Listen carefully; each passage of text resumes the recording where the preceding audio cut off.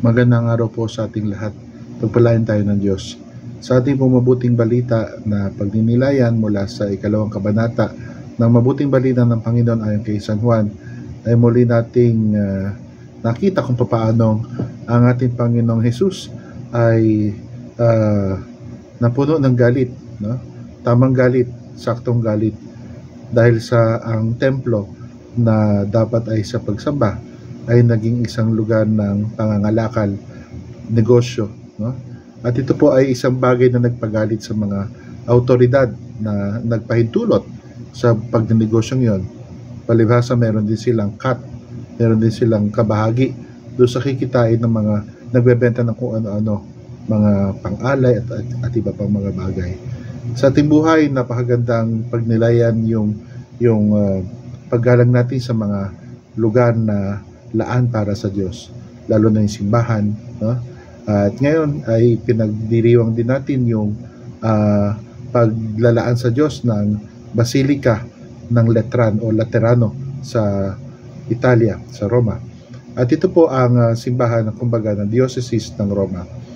Kaya sa ating pagbasa, muling pinaalaala sa atin ng Panginoon yung pagturing natin sa simbahan, na tayo ba nagsisikap na ang Diyos ay makausap, no?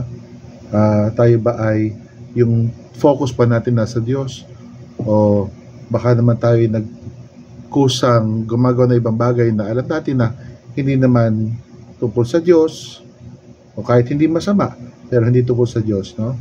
Halimbawa, nag-i-scroll lang sa loob ng simbahan, pero ang ini-scroll naman hindi naman yung pagbasa o mga bagay na makapagpapatulong sa pananalangin.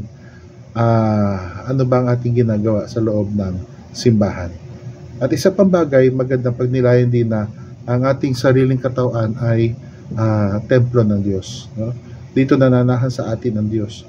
Pinananahanan tayo ng Diyos kung atin siyang pahihintulutan, no? Na sana katulad ni Jesus, nandun din yung ating punyagi na alisin sa ating sistema, sa ating gunita, sa ating ulirat.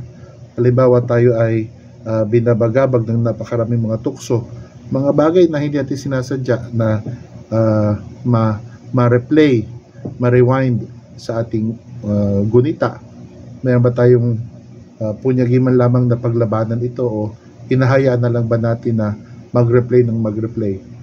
Ang masakit pa niyan, minsan may pagkakataon na kapag ang tao ay nahirati na sa kasalanan, wala nang laban. Siya pa yung nagkukusa na gunitain ang mga bagay, mga larawan, mga o anuman na hindi ikinalulugod ng Diyos. At alam naman po natin ang mga bagay na yan. Lalo tigit sa lipunan natin ngayon, naglipa ng mga iba't ibang mga alok na tingnan, alok na panoorin, alok na pakinggan, ngunit mga bagay na hindi nagdudulot ng paglapit natin sa Diyos, at mga bagay na sa halip ay naging daan upang ang tao ay maging makasarili, makasalanan.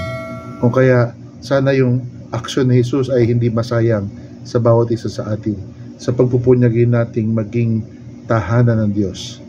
Amen. Pagpalain tayong lahat.